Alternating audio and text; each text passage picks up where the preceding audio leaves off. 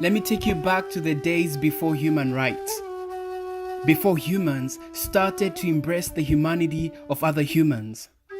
When everybody was thinking about themselves, their own family and friends, their own race. Forgetting that as humans we run the same race. We fight against the same stress and distress. And so you have the scars of massacres and genocides that line the interior of our history. Bloody wars and concrete walls of discrimination.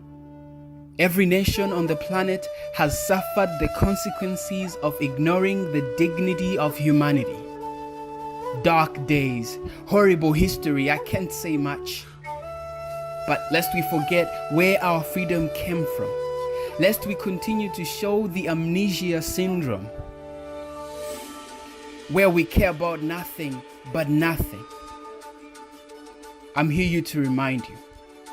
Remember, we were treated like animals and animals were treated like us. Back then, our dignity was stripped. Our humanity was ripped apart. We cried aloud to God, why?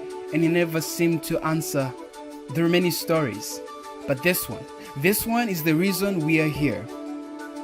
The date was 21st March 1960 at the police station in the South African township of Sharpeville. Men, women and children just like you and me, tired of discrimination, tired of racism, tired of torture and tyranny. So they went to protest peacefully for rights that were inherently theirs, human rights. Without warning, the South African police opened fire on the crowd, killing 69 people and injuring 180 others, each bullet a soul, each round a violation of conscience, wounding the very essence of Ubuntu, but they never had it. Anyway, did they? Sad story, why we weep? But there's a cost to freedom. And now we remember these souls that stood for right, even though it didn't feel right. And because of their protest, the world became aware that they too were humans. One thing I did not mention is that most of them were youth. The older ones were there too, but they were there for their children.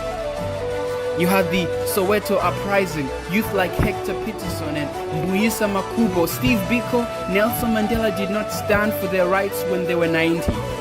They fought for freedom from their youth up.